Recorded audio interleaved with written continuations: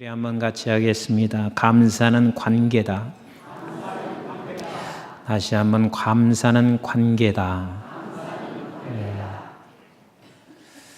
사람에게 돈은 있는데 건강이 없으면 참 마음이 슬픕니다. 이놈의 돈 좀 쓰고 죽어야 되는데 이 건강이 없으니 얼마나 마음이 슬퍼요. 근데 돈도 있습니다. 건강도 있습니다. 그런데 일이 없으면 참 속상합니다. 그리고 힘듭니다. 돈도 있어요. 건강해요. 그런데 일이 없으면 참 힘들어요.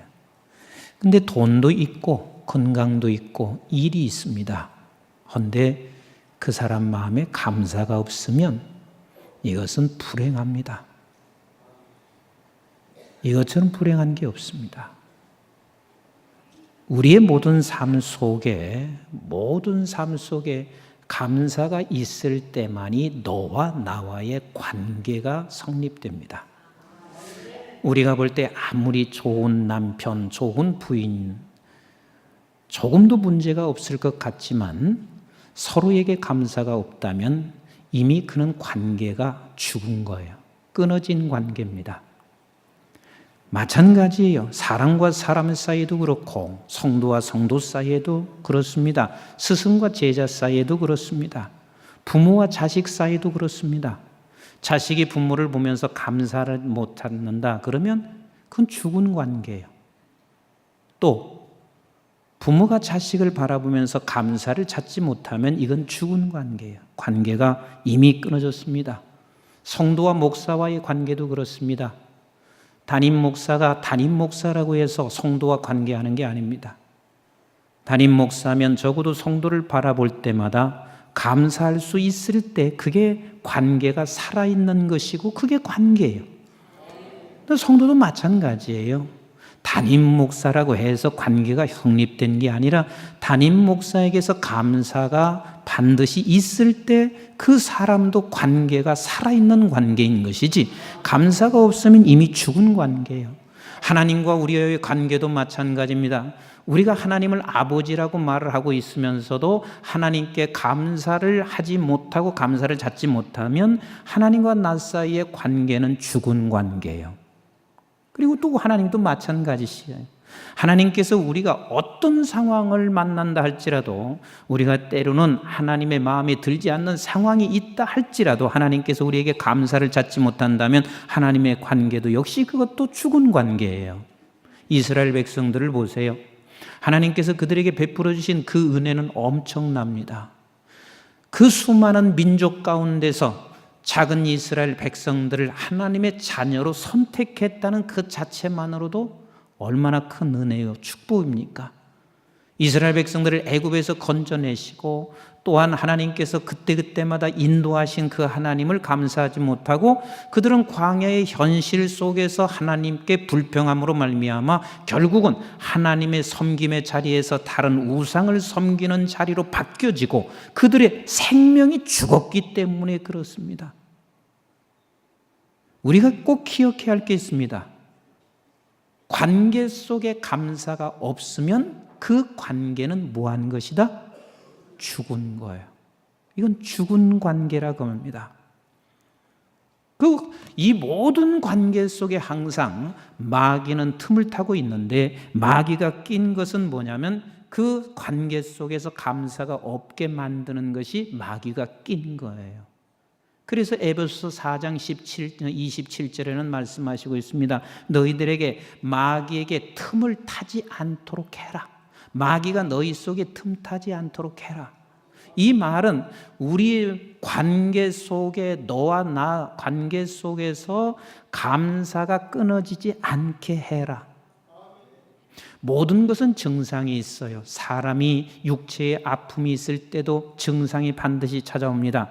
영적인 모든 관계에서 증상은 뭐냐면 내 안에 감사가 없으면 아하, 지금 관계가 죽어가고 있구나, 관계가 끊어지고 있구나, 이것을 우리는 반드시 알아야 되거든요. 그리고 우리의 삶 속에서 내가 감사가 없으면 지금 내게 증상이 찾아오고 있는 거예요. 하나님께 감사가 없으면 하나님과 나와의 관계가 죽는 증상이 찾아오는 것이고, 부부 사이에 감사가 없으면 부부 사이에는 지금 죽어가고 있는 증상을 내가 지금 느껴야 되고, 그리고 교회에서 목사가 성도에게 감사가 없으면 지금 증상이 찾아오는, 마귀가 끼고 있고, 그리고 성도가 목사에 대한 감사가 없으면 지금 마귀가 끼고 있고, 형제와 형제 사이에 감사가 없으면 거기에 마귀가 끼고 있어서 지금 우리는 죽여가고 있다는 사실을 기억해야 돼요.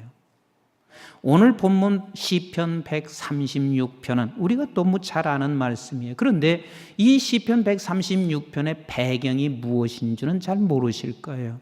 이 배경이 뭐냐면, 이스라엘 백성들이 바벨론으로부터 포로 생활을 했습니다. 70년이라는 기나긴 세월 동안 포로 생활을 했어요. 우리는 이스라엘 백성의 포로의 생활에 대해서 다른 나라보다, 민족보다 훨씬 더 이해를 발휘할 수 있습니다. 왠고하면 우리가 일제 일본에 의해서 포로 생활과 침략을 당했던 민족입니다. 36년 동안 일제 치하에 침략을 받고 있었던 우리 모두는 그것을 지금도 치를 떨고 있습니다. 아픔을 가지고 있습니다. 근데 이스라엘 백성들 그 당시에 70년이라는 긴 세월 동안 나라를 잃고 포로 생활을 한 그들이었습니다. 그리고 난 후에 이들이 이젠 70년 후에 해방이 돼서 귀환했는데, 귀환하고 나니까 땅은 황폐됐습니다. 지도자를 잃었습니다. 왜? 지도자가 다 빼앗겨 버렸습니다. 서로 사람과 사람 사이에는 반목이 생겼습니다. 이런 상황 속에서 저들이 지금 시편 136편을 쓰고 있는 거예요. 다시 말하면 우리의 상황이 가장 악한 조건 속에서 지금 이 시편 136편을 쓰고 있습니다. 우리는 많은 사람들이 과거의 생활 속에 과거를 생각하며 원통함과 원망을 가지고 있습니다. 그런데 과거를 생각하면서 또 달리 생각하는 사람이 있습니다. 과거를 생각하면 날마다 원한과 원통함, 그리고 내가 지금 상처받은 것을 생각하고 있는 그 사람이라면, 그 사람은 지금 모든 관계가 죽어 있고 깨지는 관계가 될 수 있습니다.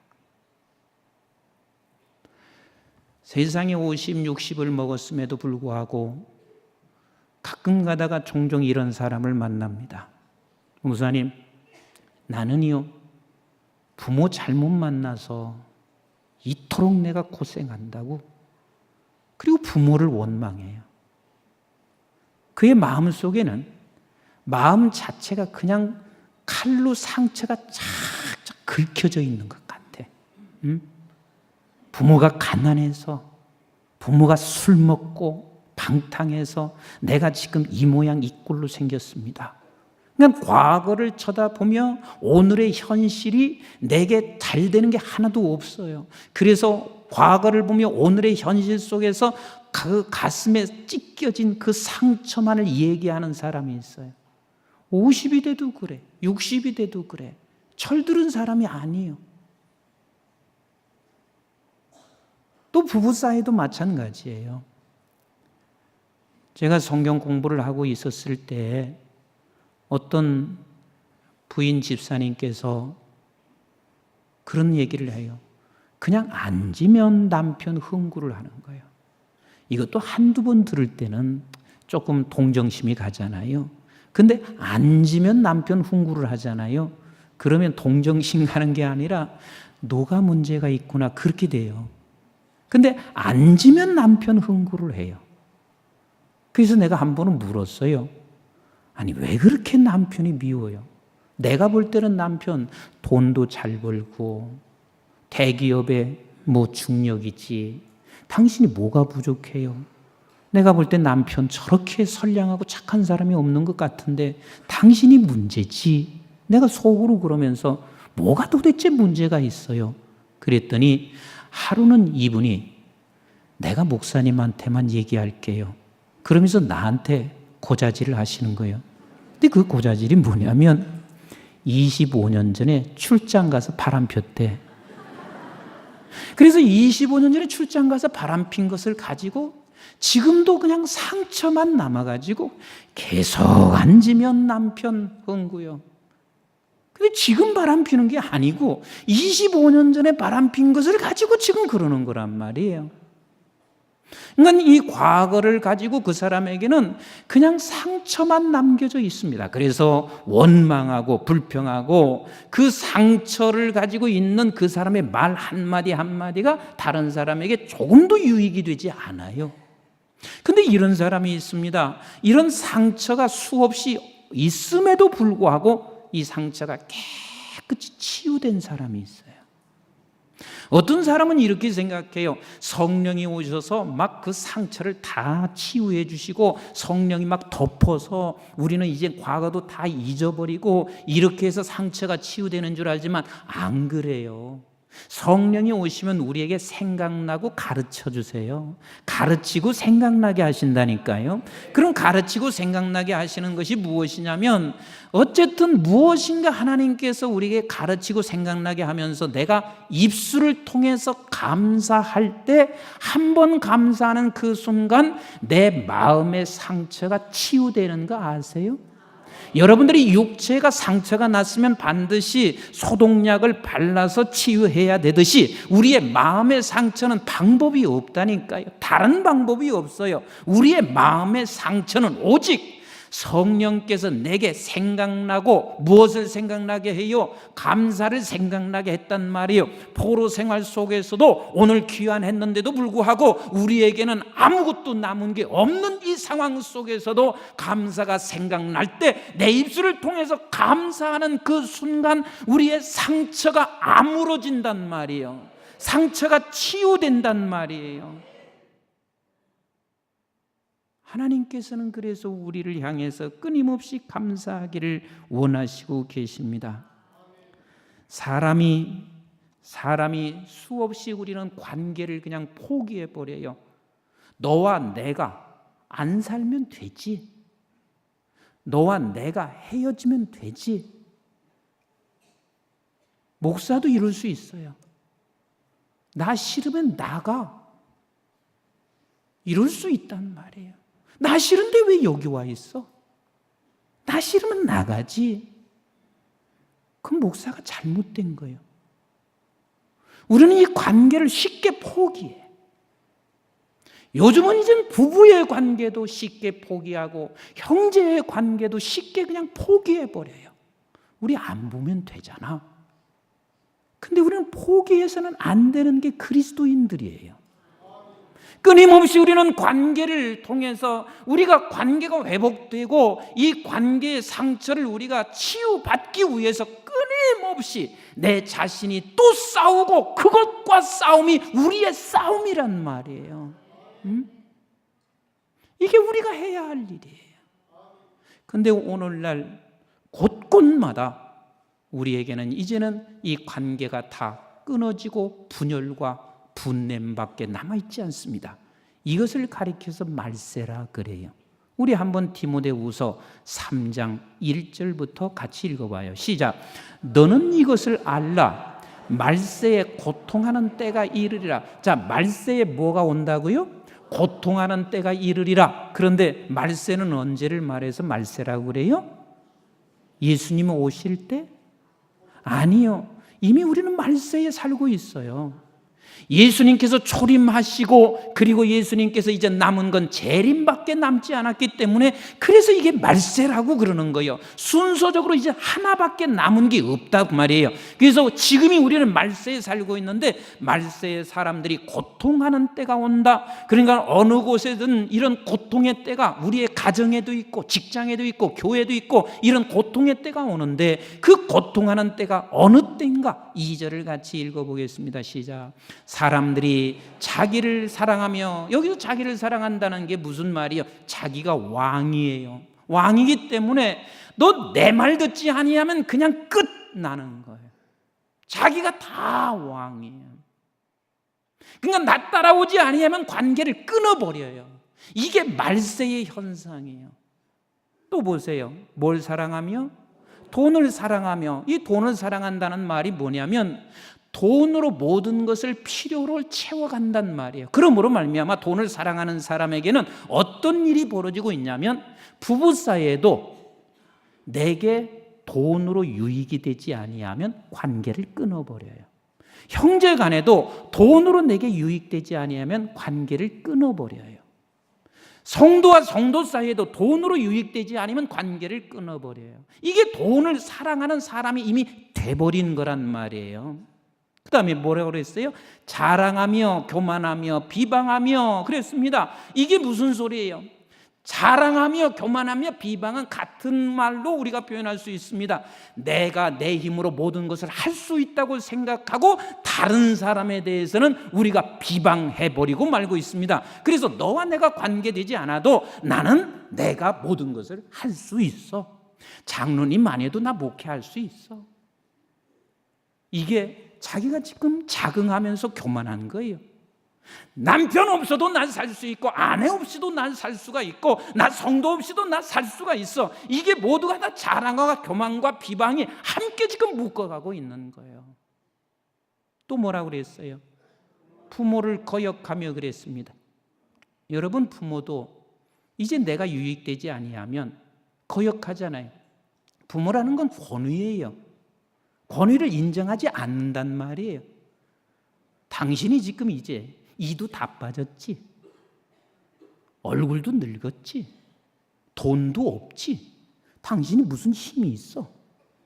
그러니까 이 권위를 인정하지 않아요.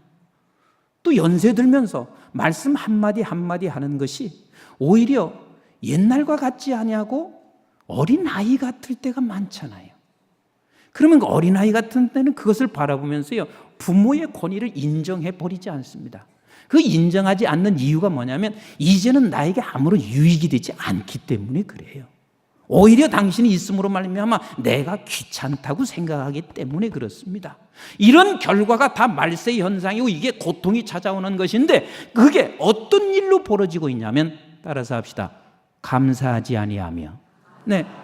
결국은 이런 관계는 이 모든 것들은 관계가 다 무너지는데 이 무너짐과 동시에 뭐가 찾아오냐면 감사가 되지 않는단 말이에요. 그래서 우리는 자녀가 부모에 대한 감사가 되지 아니하면 아하, 지금 내가 말세 성도로 지금 살아가고 있구나.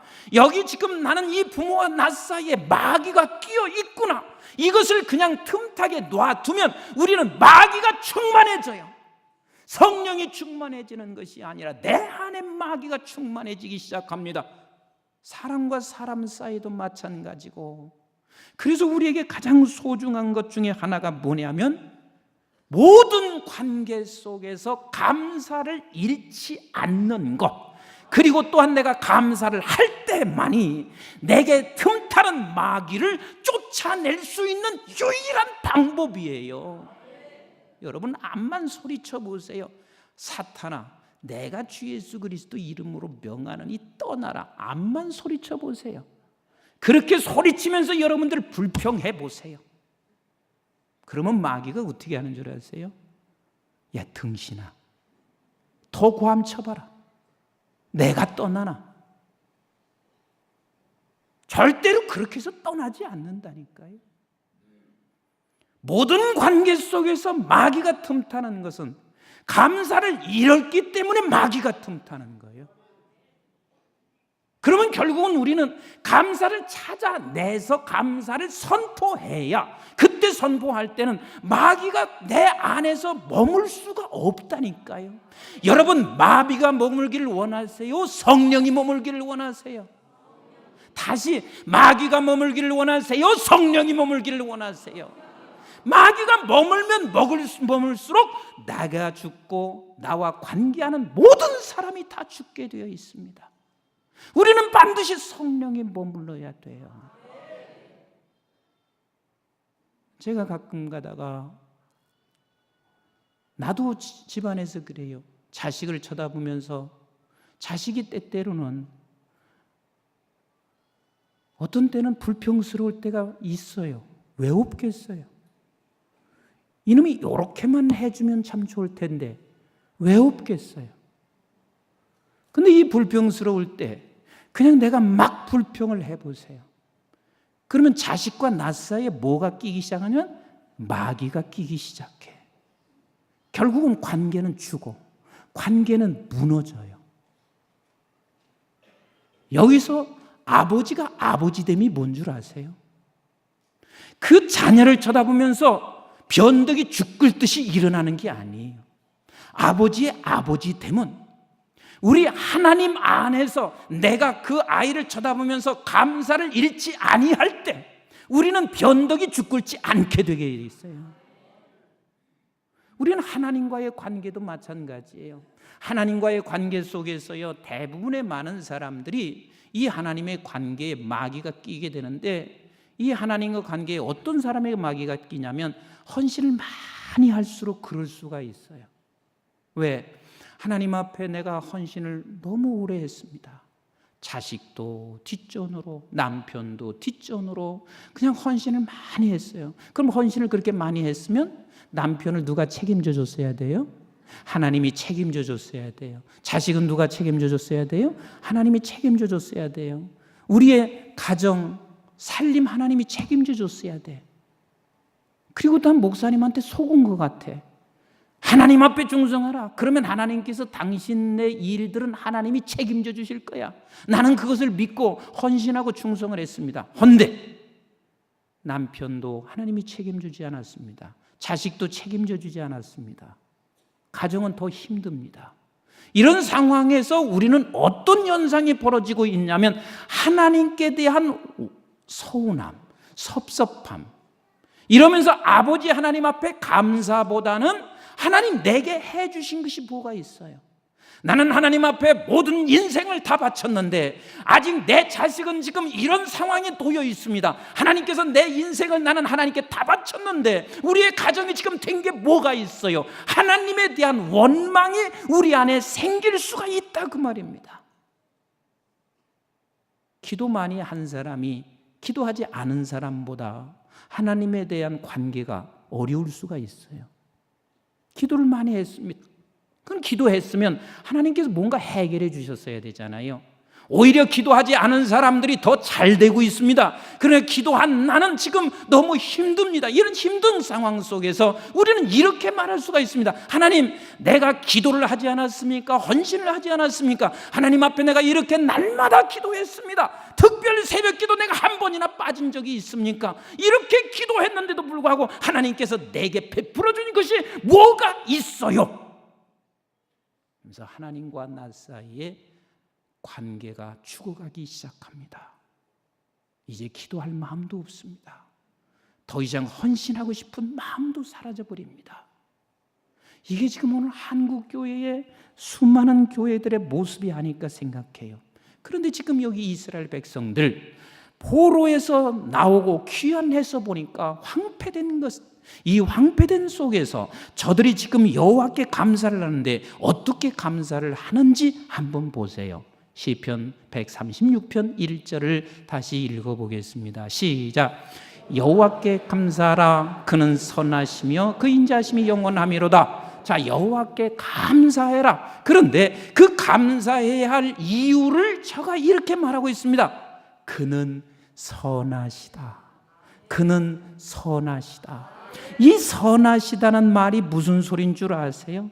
선하시다는 말이 바로 이런 소리입니다.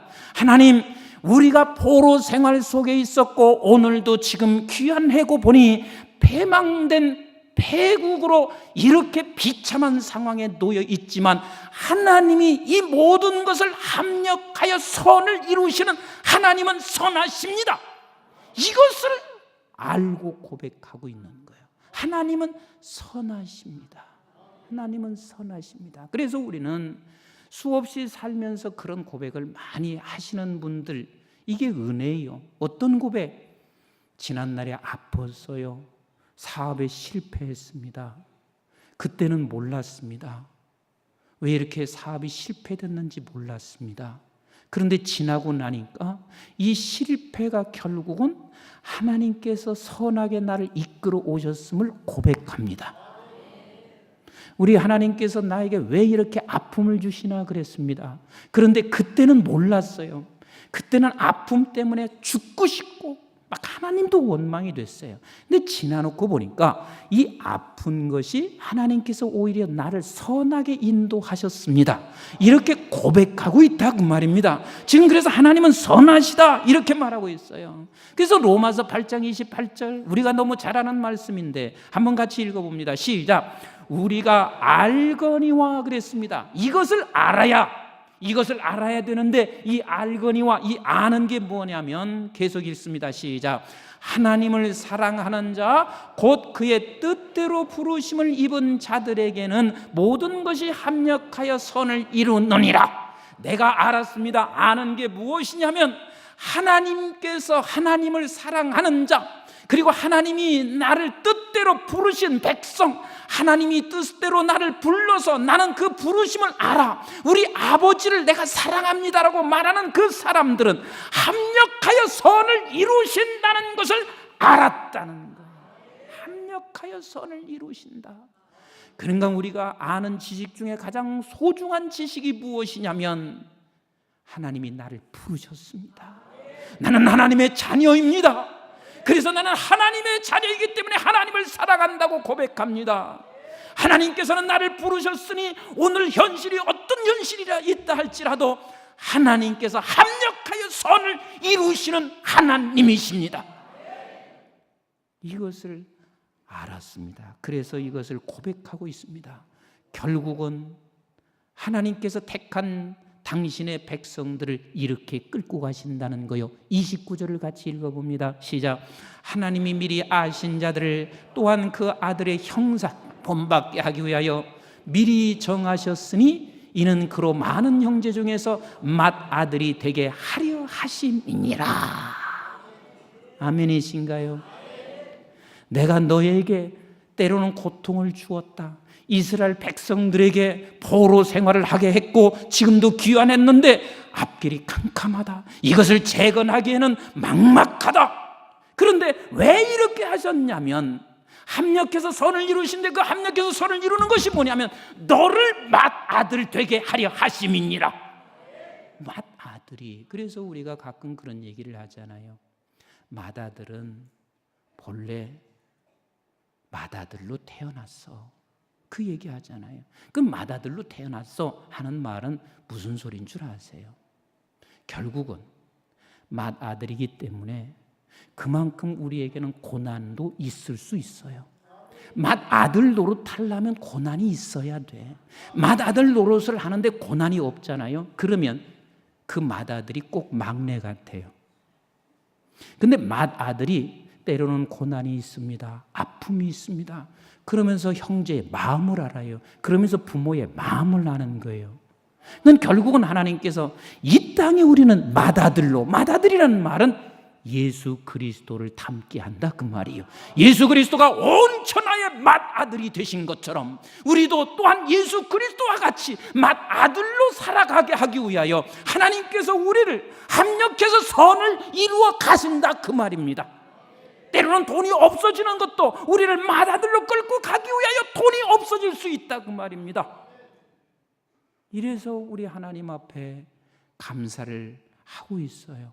우리 또 한번 보세요. 30절을 같이 읽어봅니다. 시작.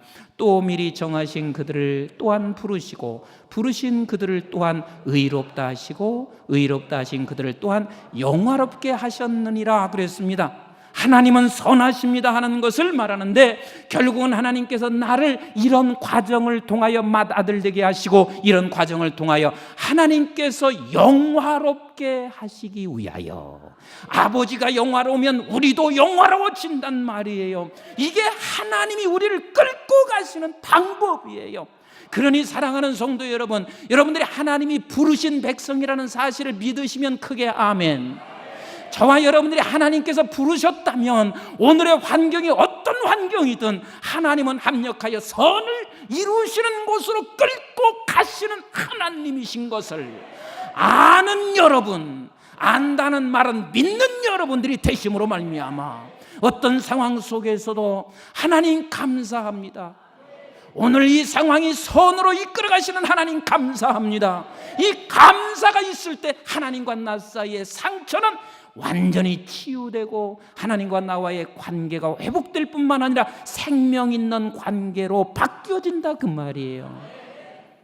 또 한 번 시편 131편 1절 6편 1절을 같이 읽습니다. 시작. 여호와께 감사하라. 그는 선하시고 그 인자하심이 영원함이로다 그랬습니다. 그는 선하시게 인도하셨다. 그리고 또 하나는 그 인자하심이라 그랬습니다.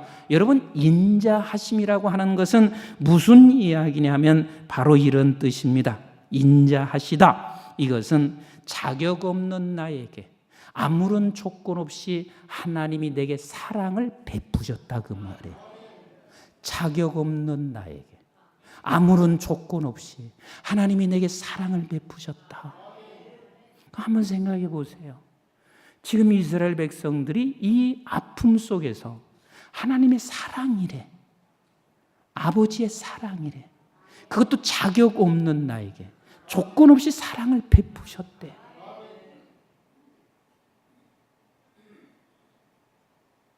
이게 저들의 입술에서 감사로 노래하게 하고 있습니다.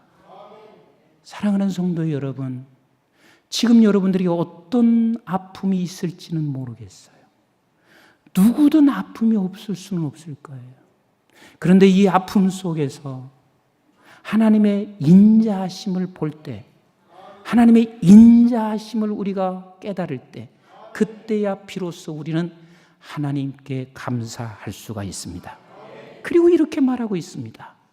자, 우리 시편 130편 1절을 다시 읽어봐요. 시작. 여호와께 감사하라. 그는 선하시며 그 인자하심이 영원함이로다 그랬습니다. 여기서 선하시고 인자하심이 뭐라고요? 영원하다. 이게 참 중요한 거예요. 다시 말하면 과거에도 선하시고 인자하셨고 지금도 선하시고 인자하셨고 앞으로도 선하시고 인자하심이 이게 영원하다는 거예요. 그래서 우리는 이 말씀 앞에 서 있는 사람, 다시 말하면 하나님의 선하시고 인자하심이 영원하다고 믿는 사람들만이 부모로서 자식 앞에 변덕 부리지 않습니다.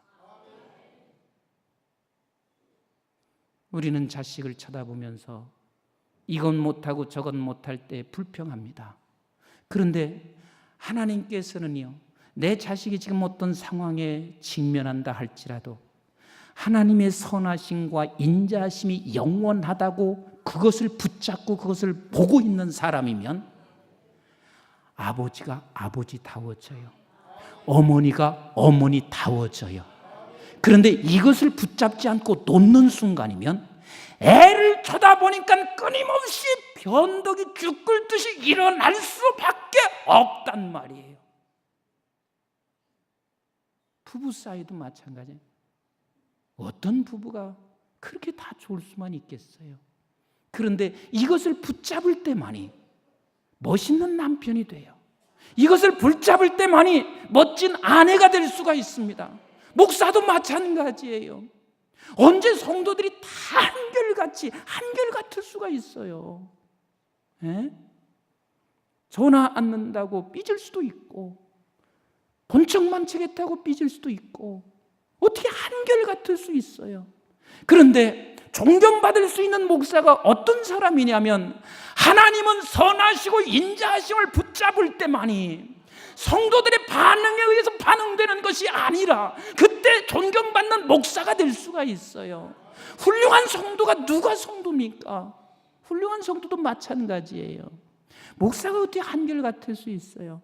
나도 삐지고 성도들이 나를 본척만척하면 아니 어떻게 나를 본척만척하나 이러면서 나도 그렇게 살 수밖에 없어요.